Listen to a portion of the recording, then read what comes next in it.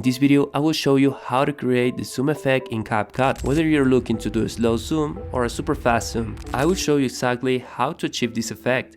Open your project in CapCut. Here, I have a video of a person, myself, and what we're gonna do is to apply the zoom effect to it.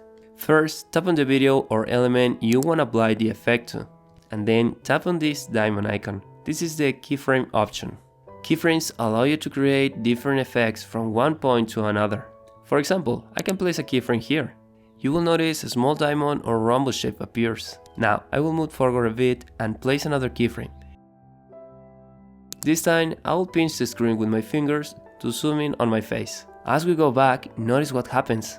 The zoom moves out, and if I move forward on the timeline, the zoom moves in. That's what keyframes do. They allow you to grab at one point and zoom out at another. Now, when I tap play, you can see the zoom effect in action. This is a slow zoom. If you want, you can go back to one of the keyframes and tap on the minus button to delete it. Now, if you want to do a fast zoom, place the second keyframe very close to the first one, and it will do a very close zoom in on my face. When we tap play, it will instantly zoom in on my face super fast.